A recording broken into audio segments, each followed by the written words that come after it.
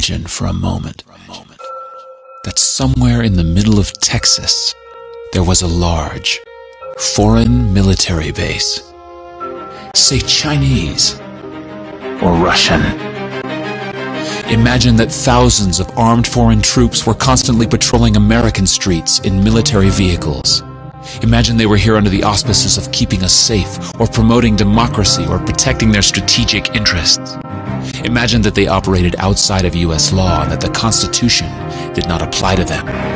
Imagine that every now and then they made mistakes or acted on bad information and accidentally killed or terrorized innocent Americans, including women and children, most of the time with little or no repercussions or consequences.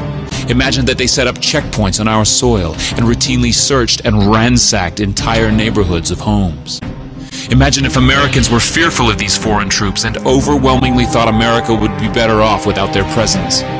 Imagine if some Americans were so angry about them being in Texas that they actually joined together to fight them off in defense of our soil and sovereignty because leadership in government refused or were unable to do so.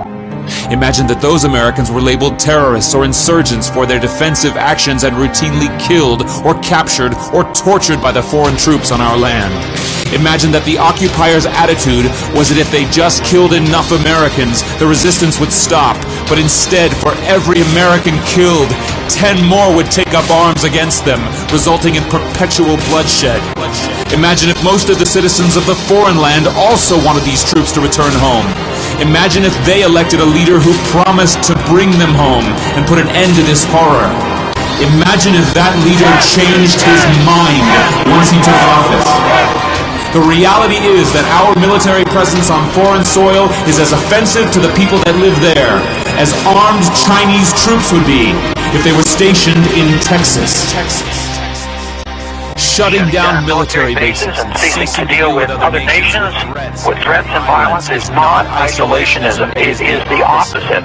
Opening ourselves up to friendship, honest trade, and diplomacy is the foreign policy of peace and prosperity. It is the only foreign policy that will not bankrupt us in the short order, as our current actions most definitely will. I share the disappointment of the American people in the foreign policy rhetoric coming from the administration. The sad thing is, our foreign policy will change eventually, as Rome's did, when all budgetary and monetary tricks to fund it are exhausted. Click here to learn how Ron Paul is America's strongest presidential candidate on national defense. Or get involved and click here to learn how to register to vote in 2012.